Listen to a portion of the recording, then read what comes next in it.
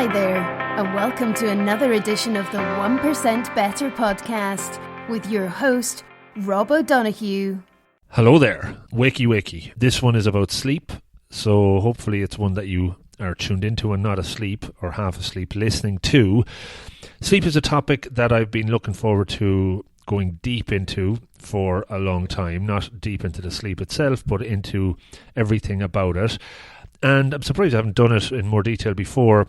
It's something obviously we all do, some more than others, and I think the quality that you get of sleep, if you get a good night's sleep, it has such a massive impact on your day.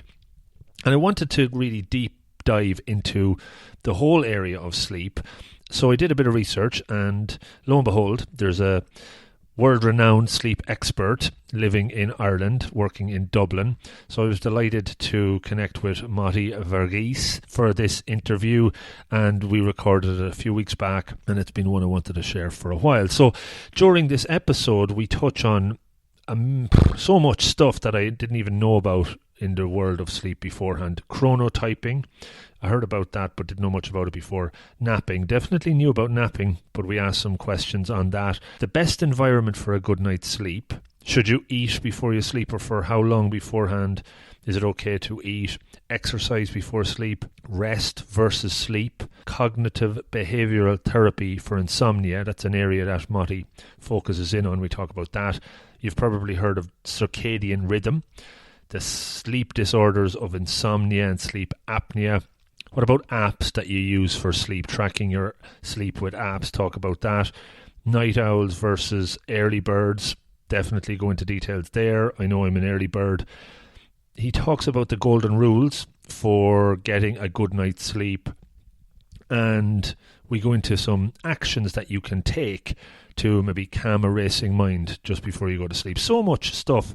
I really took a lot from it. Writing the show notes was fun. It's sometimes not a lot of fun writing show notes or listening back to a podcast that you've done, but most of the time it is. And in this case, it was really, really enjoyable. All of that will be in the show notes if you want to go to the episode page. Motty's website, sleeptherapy.ie. You can get to that from there as well. And I really, really hope you enjoy it. As always, guys, I really rely on your generosity in sharing out these episodes, tweeting about them, posting on whatever social media, chatting to your friends about episodes that you've listened to. And this one, probably more so than others, is one that we all have an interest in. So please do help me expand the reach, continue to grow the show, get more folks listening in, hopefully getting better as a result. But only if you find it useful, if you find it valuable. If you don't, as I always say, please do take a few minutes to let me know what I could do better. One of the pieces of feedback is keep these intros a little bit shorter, which I'm trying to do, and as a result I'm going to wrap it up here. So without further ado, further build up, I will give you the interview with sleep expert Motty Varghese. Enjoy, folks, and good luck. Hey folks, welcome to another episode of 1% Better, and over the 110 or so episodes that we've put out, touched on a number of different topics. This topic, though, briefly addressed, but never into the depths that I'm looking forward to talking with my guest this evening. I'd like to introduce Motty Varghese. Hopefully I get the second name correct there. He's a sleep expert, and I'm looking forward to learning a lot about sleep that I may not already know and sharing that. So thanks for coming on to the show, Motty. Thank you very much. Thank you. You got my second name right there. I'm a sleep physiologist and a behavioral sleep therapist. You're definitely well positioned to talk about everything and anything around sleep over the next while. So, Motty, on the show I always like to talk to my guests about where their passions came from in their chosen field. So definitely like to hear about your early interests in sleep, other than it being a third of your life. What drew you into the field? I graduated as a respiratory and sleep technologist from India, and I worked there. Soon after my qualification, I went back home to Kerala, where I'm originally from, which is in the south of India, and I started working there. And we did the first sleep study for about 45 million people. I mean, sleep services was not even known or heard, even in the late 90s. So it was a first in a sense. But then soon after that, I moved to Middle East, and I then moved to Ireland and to work here in St. James's Hospital as a respiratory and sleep physiologist for the last over 15 years. And that's my job involved doing a lot of sleep diagnostics for people with sleep problems. But there were people with sleep problems, like sleep apnea, were also having a lot of behavioral sleep issues, like insomnia. And that's when I got additional qualifications and training and education in that area of called behavioral sleep medicine. And that's what where I'm currently focused in. Okay, very good. And I guess even taking it further back, Motty, when you were growing up, when you were a young boy, was there a fascination with sleep? Was it what you kind of wanted to really focus in on, or did you kind of develop into that area, stumble into it? There wasn't many courses or colleges or universities that was offering much training in sleep, but I did have an interest in sleep medicine, and that helped me to look into it further. And even when I was in college doing my graduation, there was very limited facilities and resources available to be trained in sleep diagnostics. So in fact, when I was doing my graduation, we actually had to go to another city, which was a 12-hour train journey away to every few months to get trained in sleep diagnostics. So it was a much needed service then, and also it is a much needed service now. So and I'm glad that I could be of use to do that. Mm-hmm. Very good. The area of cognitive behavioral therapy you mentioned, and I suppose the specifics or how you hone in on sleep in particular, like CBT is around a few decades. Maybe could you talk a little bit about that and how and when the area of sleep came up specifically around that? Yeah, insomnia would be one of the most common sleep disorders, the other one being obstructive sleep apnea. But when someone goes to the GP with complaints of insomnia, they're either given an education on sleep hygiene to get things back on track, or they're given a course of sleeping pills. And before you even realize, people are on sleeping tablets for many, many years. But CBTI, or in other words, cognitive behavioral therapy for insomnia, offers another way of treating it, another non-medication way of treating it, which is very successful.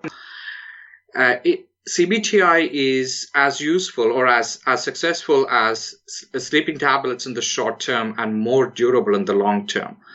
So CBTI also focuses on two aspects of your sleep, which is the cognition that you have, which is associated to sleep, and also behaviors that are associated to sleep. When we optimize these two, an individual can manage to get a good night's sleep. For instance, people with insomnia would either complain of difficulty falling asleep, or waking up at night and difficulty getting back to sleep, or waking up earlier in the morning than they would like to.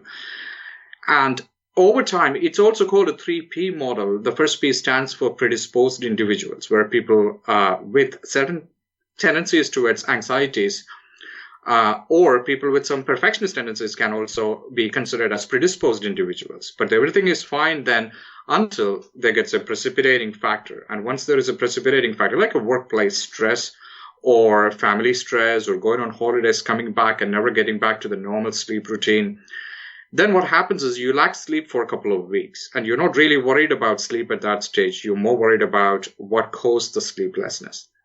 But over time, in about 2 weeks' time, you realize that you're not sleeping well, and that you're worrying about your night's sleep, and also the following day that you're going to be tired and all that. And those thoughts will actually act as a third P, which is the perpetuating factors. Mm-hmm. And once you have the perpetuating factors, we can confidently say that the person has insomnia. So that's what we need to treat. We need to address the behaviors that are the maladaptive behaviors that are associated with sleep. We also need to address or correct the anxieties and also the to cognition that is associated to sleep. And that's when we can get the sleep back on track. And that's what CBTI does. Okay, so I do a lot of research myself into kind of habits and good and bad habits. So is insomnia, it's a disorder, but it sounds like it's almost like a vicious circle, and it's almost a habit that forms. Would that be, am I off the mark there? Well, it certainly is a vicious circle, because once you have that few sleepless nights, you get anxious about sleep. Mm-hmm.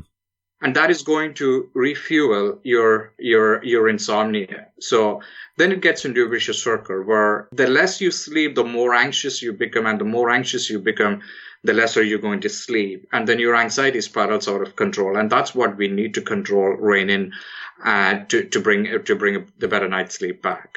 Mm. You mentioned maybe the first P around kind of a predisposed element. Yes. Is there anything within our genetics that makes some people more prone to good sleep and others to less so, or challenges with sleep? Yeah, some people would have anxiety as a personality trait. There may be a genetic factor to that as well, or people with perfectionist tendencies. Women in general tend to have higher chances of getting insomnia as well. So yes, we can say that. Yeah.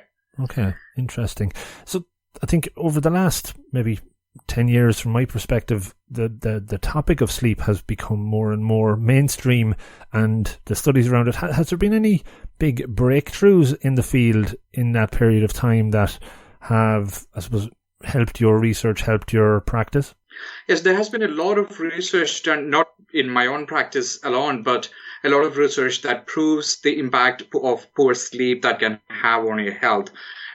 Both your physical health and mental health. There has been a lot of research that proves how learning and memory and decision making can be helped with a good night's sleep, and also physical health and how we can avoid chronic health conditions by optimizing our sleep. Not just by optimizing our sleep alone, but sleep plays a major role in achieving optimal health, and also to ward off the chronic health conditions like diabetes, high blood pressure, and chronic mental health conditions, depression, etc. Okay, very, very good. The term circadian rhythm is also another one that has become maybe more popular over the last few years. Maybe could you talk a little bit about that and maybe explain, I suppose, the different cycles that goes on, or if it's, if there's a specific type of that? Yeah, there's a cluster of 20,000 cells which are situated deep inside our brain. The brain itself is made up of billions of cells, but these 20,000 cells, which is called a suprachiasmatic nucleus, or which acts as the master body clock, controls all the bodily functions and also the timing when everything happens in our body. So, for instance, sleep itself is called is a CS process. We fall asleep because we have what we call the homeostatic sleep drive, which starts building up right from the time we wake in the morning, and it keeps building up through the day. But we don't fall asleep during the day because we also have the circadian alerting signal. So once the sun sets, there is a lack of light, and the amount of light that's going in through our eyes is less, and the suprachiasmatic nucleus, or master body clock, recognizes that, and it stimulates the production of melatonin, and then our sleepiness is higher, and then we fall asleep. These are all part of the circadian rhythms that's happening in our body. And as we fall asleep, we use up our sleep drive, and there is no sleep drive left in the morning, and then it starts building up again. So that is how the sleep itself is controlled. And so we are, in a way, solar powered, because the sleep itself and our functioning is controlled by, to a certain extent, is controlled by the light that we are exposed to, and which is coordinated by the master body clock. Okay, very good. I guess you probably talk to people all the time about some that maybe are better at getting up early in the morning, others are more night owls. What's the, I suppose, research or the science behind that and those patterns? Is that a valid statement? Some people are just better at different times? I think it certainly is a very valid statement. Chrono typing is very important. I think it is very important for us to know what chronotype we are. There are 3 different types. One is evening type, where evening types are people who have no difficulty staying up late into the evening. And then there is intermediate type. They're neither morning type nor evening type. And the third would be the morning type people who can really wake up early in the morning, who are also considered to be, vast majority of morning type people seems to be the happy population. Morning type people can have no difficulty waking up early in the morning and get very active during the early hours, but they do tend to feel more tired towards the evening. So it's very important for employers to understand what the chronotypes are, or what are the chronotypes of their employees, to adapt and to permit them to kind of, if possible at all, work certain hours in industries that suit, to make sure that you get the most of most of their working hours. Because for a morning type person, especially if they could start earlier when they are more effective and when they're more efficient at their work, and finish early enough, that will bring a lot of value to their work. And same applies to the evening type person. For instance, getting an evening type person to start work at 8 or 9 a.m. can be difficult for them if they go to bed only at 1 or 2 a.m. Because they wouldn't have received enough sleep by 7 a.m. where they have to get up and get ready for work. So in those instances, definitely chronotyping is very important. And for people to understand, for individuals to understand what their chronotype is very useful as well. And just on that, how can somebody determine what chronotype they are outside of just having a sense or an intuition towards it? Yes, there are chronotyping. There are ways to understand the chronotype, like questionnaires and things to understand the chronotype of people. But individuals can assess themselves by looking at when they're getting tired, when is their best time, when are they getting tired in the afternoon, is it early enough at 1:30, 2, or at later at 3, or 3 would be for intermediate type and 1:30, 2 would be for the morning type, or is it later than that, which would be for evening type people. So for instance, for morning type people, everything happens a little bit earlier. The afternoon slump that we get, which is also called the secondary window of the circadian law, that happens earlier for the morning type people. And in the evening also, they feel tired and sleepy earlier than the evening type or the intermediate people. They be ready for bed earlier than the other two groups. So it is important to observe when we are feeling tired. If someone feels sleepy enough at 9:30 or 10, it's very possible that they do have some morning tendencies. And if they consistently wake up in the morning before the alarm goes, and if they are getting good quantity of sleep, it is possible that they are morning type people. And the same applies to the evening type people as well. If that is making sense. Yeah, no, it totally is. And it's good. I'm hearing, as you're talking through, other questions are coming up. You mentioned that, I don't know if phenomenon is the right word, but you hear people sometimes saying, I wake up just before my alarm goes off, or I don't need an alarm. I kind of get into the habit of waking up just before I tell myself, set my mind to it. Is that a truism as well? Do people get into that habit? Yes. I think in general, if somebody wakes up before their alarm, and if they're not feeling tired during the day, or in other words, if, we can say that their sleep need is met, provided they got good quantity of sleep. And there is another situation where people wake up earlier in the morning that they would like to, which we call early morning awakening insomnia. That's not what I am talking about. But if somebody went to bed at, let's say, 10:30, 11 o'clock, slept until 7, and if their alarm is set for, 7:15, and if they woke up at 7, we can safely assume that their sleep need is met. Mm-hmm. And that is a good thing, because there is no sleep debt accumulating then. Okay. I actually, I've been using a sleep app for the last couple of years. I think it's called Sleep Cycle, or it's one of those that obviously sits on the phone near me in the room, which is probably not a good thing for me getting good sleep anyway, but it kind of tracks the waves of my sleep. Are those apps useful, do you find? Is that something that's come on more and more of late that people can rely on? What's your take on that? Yeah, I think the society has quite become technologically involved, and a lot of people use sleep apps and sleep trackers to assess their sleep. But my own opinion would be that if you're getting good quantity of sleep and good quality of sleep, and you're feeling very well refreshed during the daytime, despite, a small afternoon slump, that's the best way to judge it, because there is that tendency to achieve perfection in everything. And, the scientists have even termed or coined a new term for it called orthosomnia. Whereas people looking at their sleep, and especially poor sleepers, that can cause a lot of problems. That if they're sleeping poorly and if they get anxious about it, they're looking at their tracker and realizing that, okay, I only got 5.5 hours of sleep last night, and if I'm getting less sleep consistently, less than 6 hours consistently for so long, there are chances of me getting sick and all that, getting ill health and all that. So then they're starting to make a conscious effort to sleep better, or conscious effort to fall asleep quicker or sleep longer, which is not going to happen. It's not something that we can make happen. So, and then that feeds into their anxiety, and then that becomes a problem. So I think it's important that we don't rely on technology that much, because all these apps and trackers, it's okay to use them for generally having an idea, but not to get obsessed about it. Because, these apps and trackers are only available in the market for the last, 3 or 4 years at the most. But we did sleep very well for a very long time. Yeah, definitely.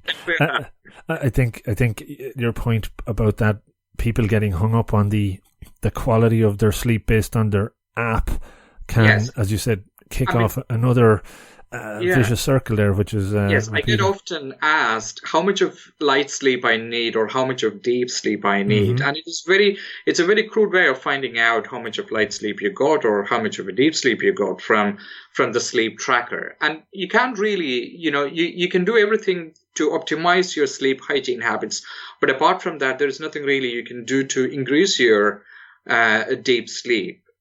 But those habits and sleep hygiene habits that you keep are always good to optimize your sleep.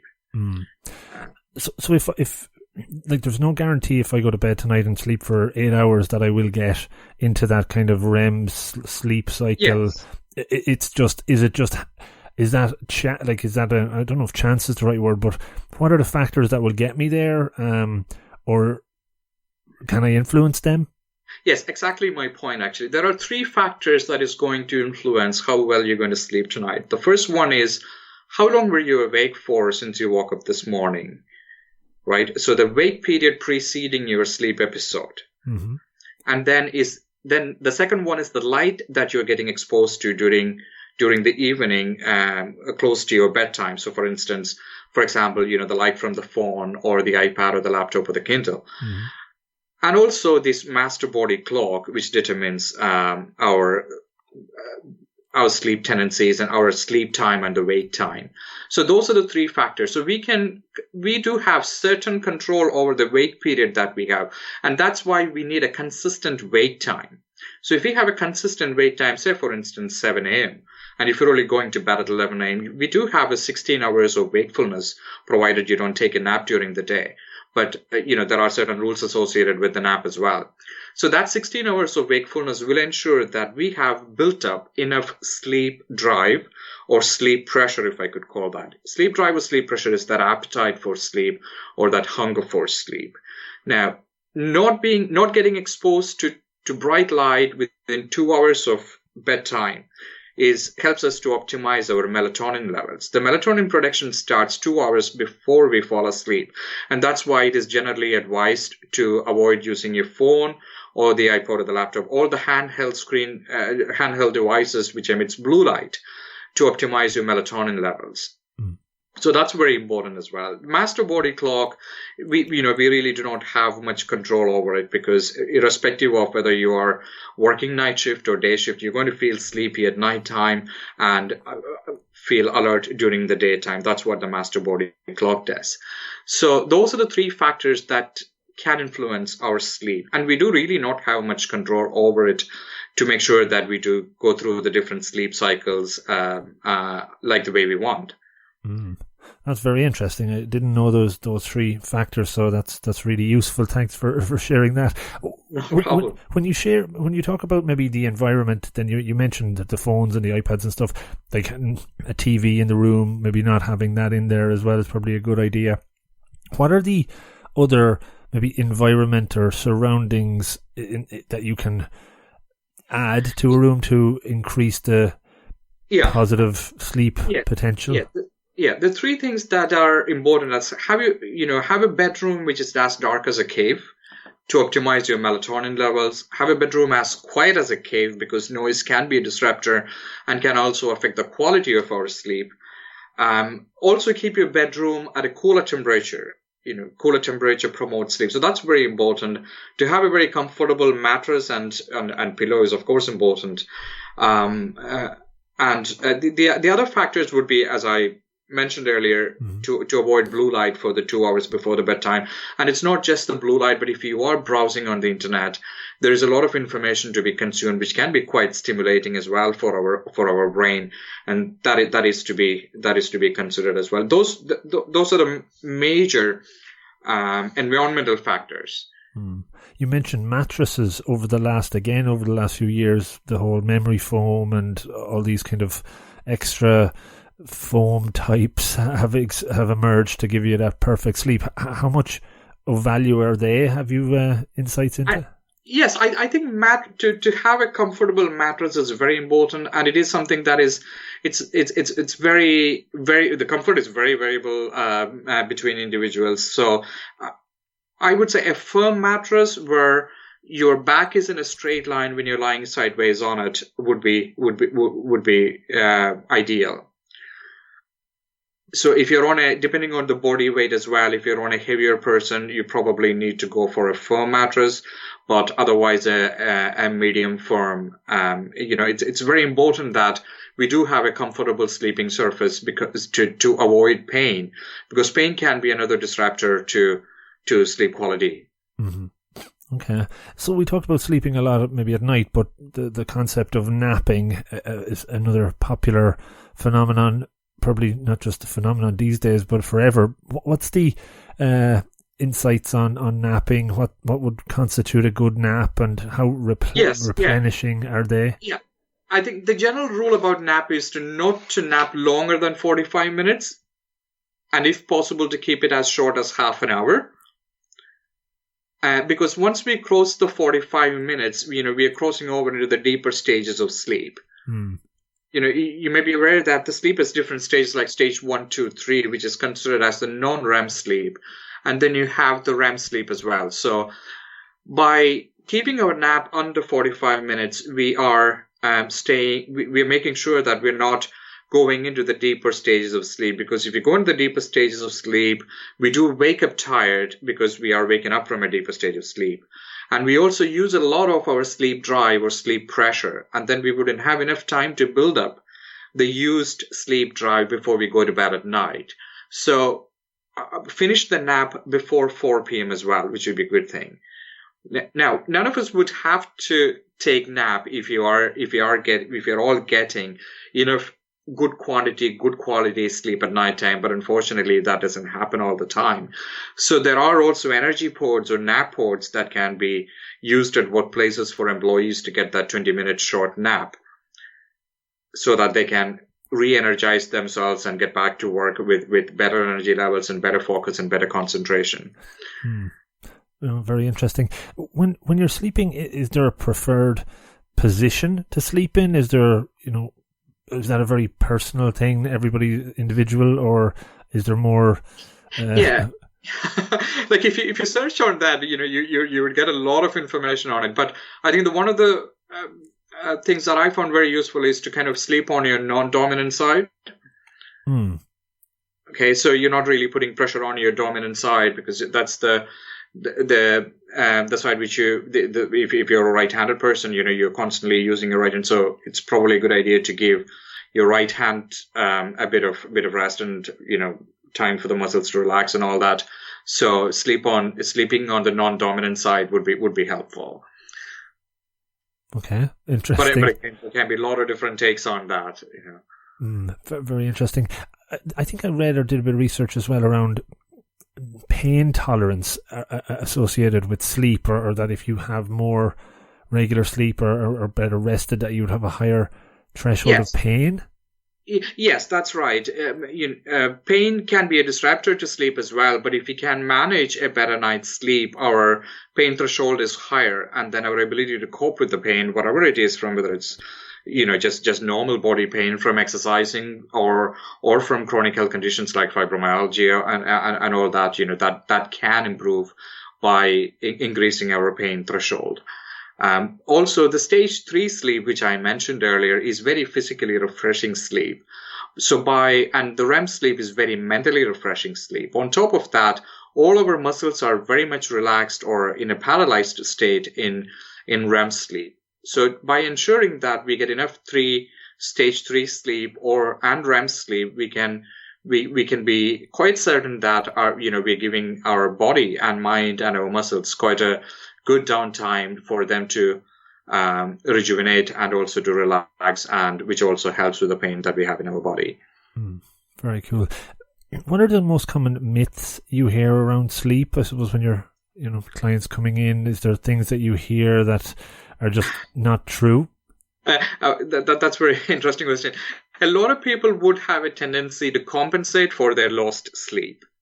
And that is one of the problems that is perpetuating insomnia for them.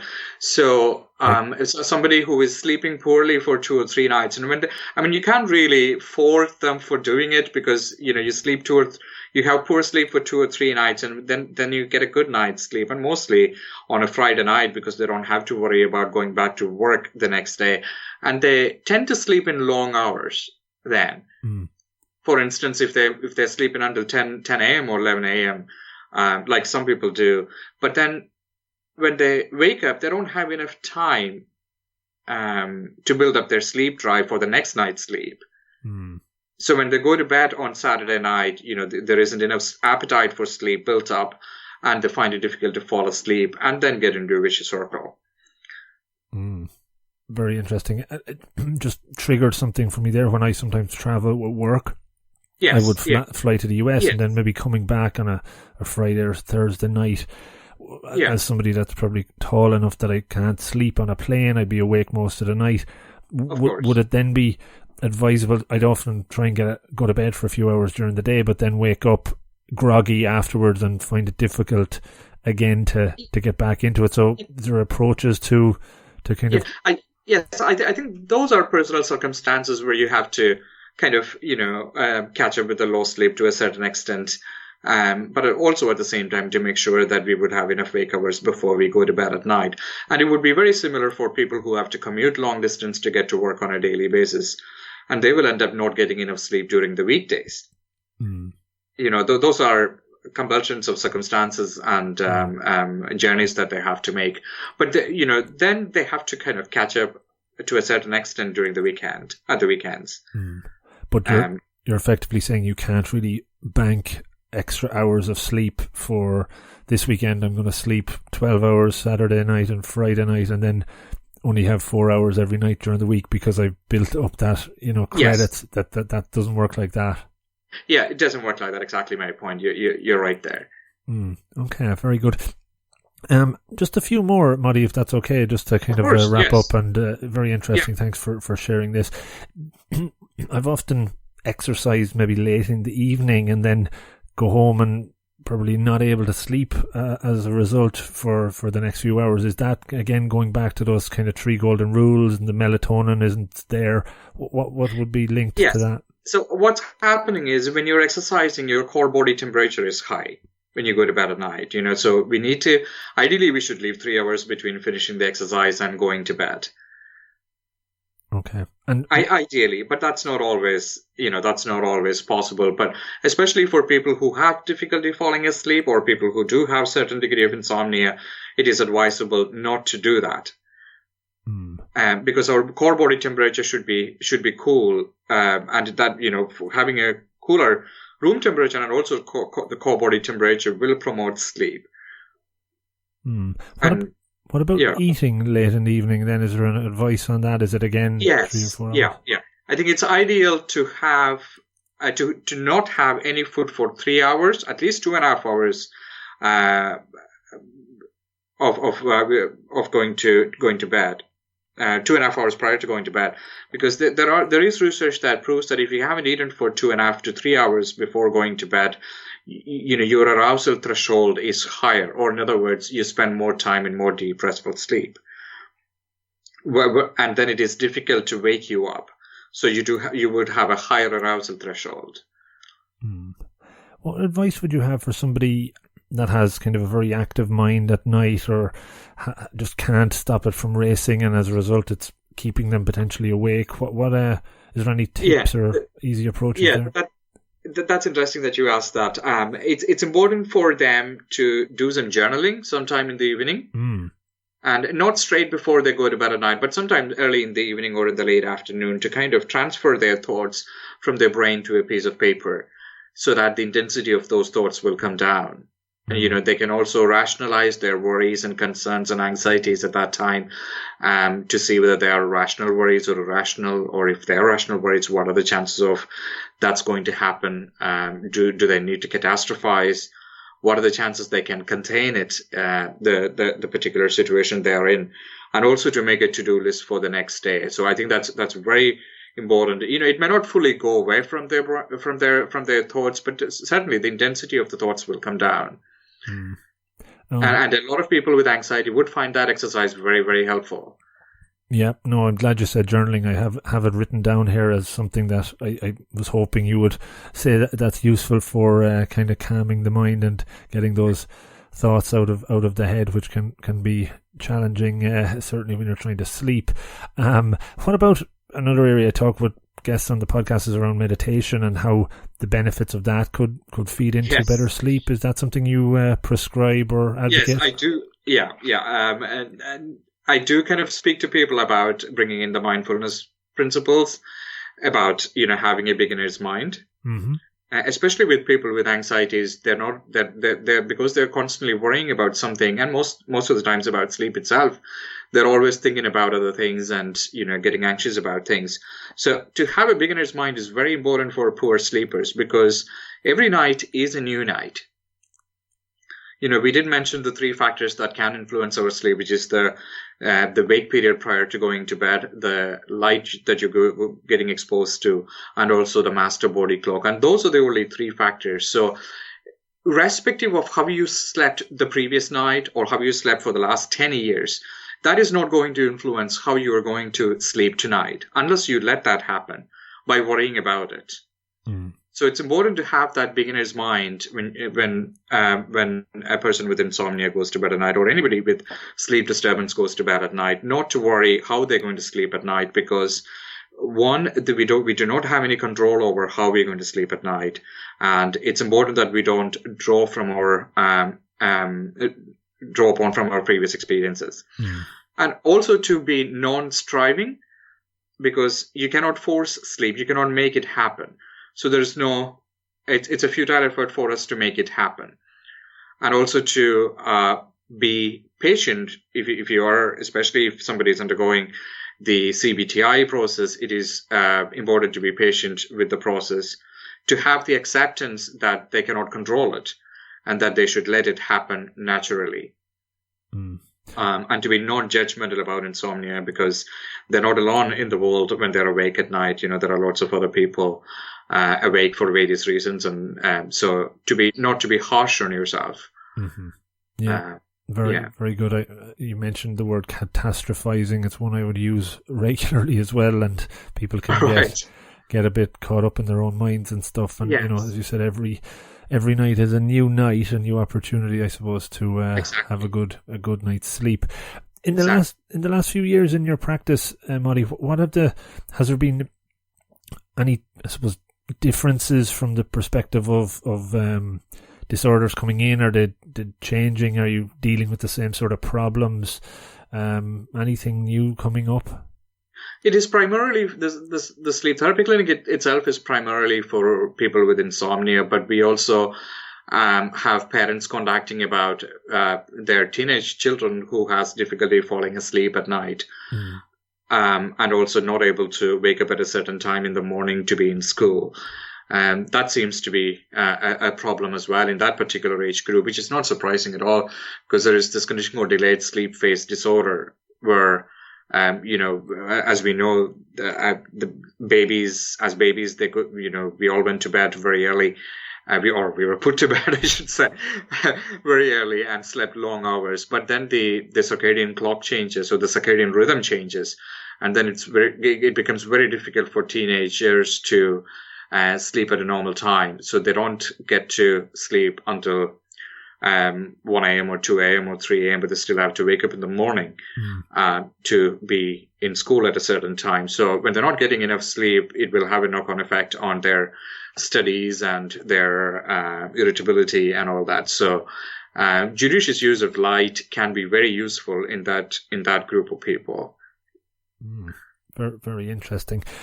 Just a couple of last ones. How about you and your own sleep patterns? How do you manage yourself? Do you walk the walk or sleep the sleep?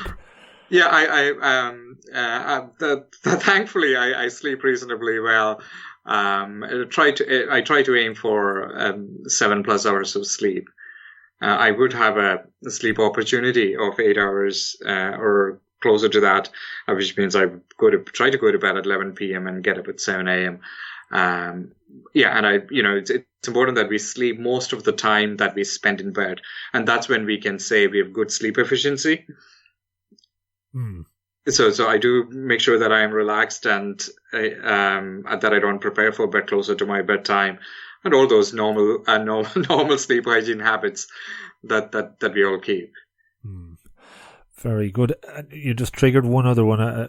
Sure. The difference between sleep and rest. Is rest as good as, or is there kind of a ratio of sleep versus rest? Well, it's hard to. Yeah. I think rest is given. We are rested when we sleep, but sometimes people tend to report that, okay, I wasn't sleeping, but I was resting in bed. So that's something that we shouldn't be doing, because bed is for sleep. Right. And, bed isn't for resting. So we should be resting on a couch, but sleeping on a bed.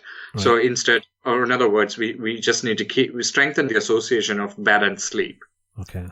Yeah, so if you go to bed and if you're not falling asleep, and if you're taking about longer than 20 minutes to 30 minutes to fall asleep, then you start getting frustrated. So the best thing to do is to get up and leave the bedroom for half an hour and then come back and start again. Oh, okay. That's interesting. Yeah, and that applies when someone wakes up at night and find it hard to go back to sleep as well. If you're in bed for longer than half an hour staying awake, get up and leave the bedroom for half an hour, because it helps with 3 things. 1, it reduces the anxiety about not falling asleep, because when you're outside the bedroom, obviously you're not falling asleep. You're not trying to fall asleep. It strengthens the bed sleep association, and also gives you a fresh opportunity to fall asleep when you come back in half an hour.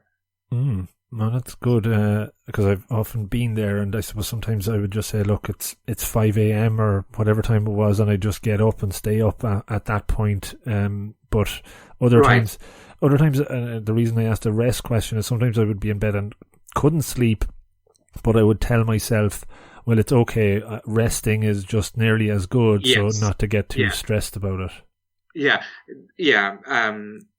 Yes, but that will have a negative effect on our bed sleep association.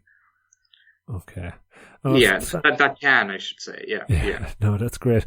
Motty, fascinating insights. Look, I probably asked you too many questions there. I want you to keep some of the secrets to yourself there a little bit as well. People might want to get in touch. So, Motty, your practice is in Dublin. Maybe just talk a little bit about that, and how people can get in touch. And is it maybe it's the first consultation typically face to face? Can you do it remote after that? Just talk a bit about that.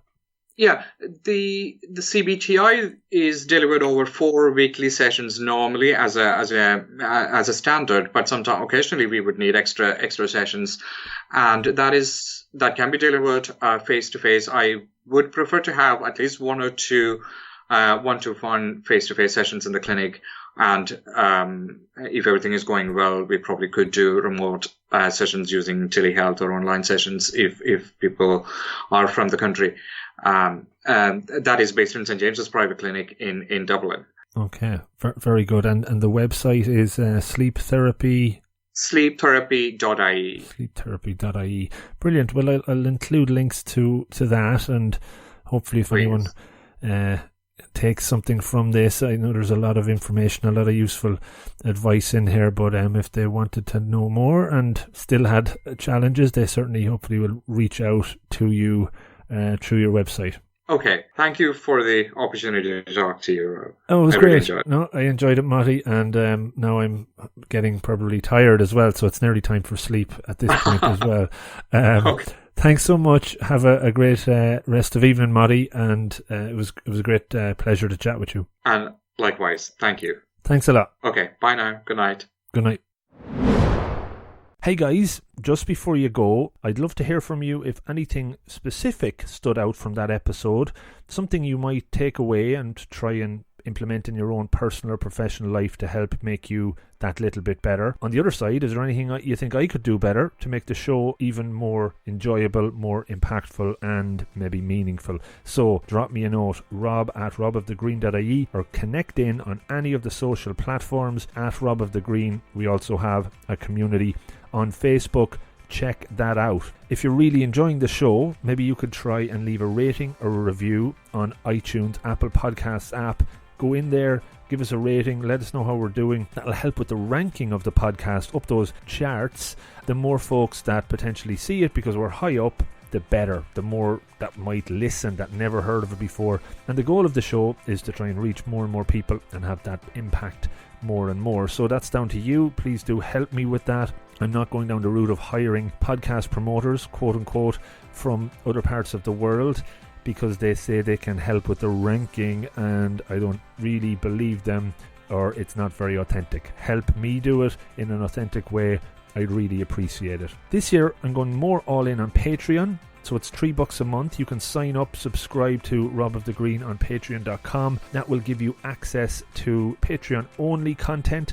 Nearly all the episodes of the 864 podcast are on there, and new ones will be added only there. The 1% Better Show will have early releases there, but will still come out for free on robofthegreen.ie. There'll also be live shows this year, some phone-in shows, extra content. €3 a month will, hopefully, the more folks that subscribe, allow me to do more and more stuff on there, add more and more content. At the end of the day, that's the price of a pair of socks, maybe, that you might lose, or a coffee. One way or the other, it's up to you. If you want to join, you'll still get free stuff otherwise, but if you're enjoying what we're doing, help us grow, help us expand it.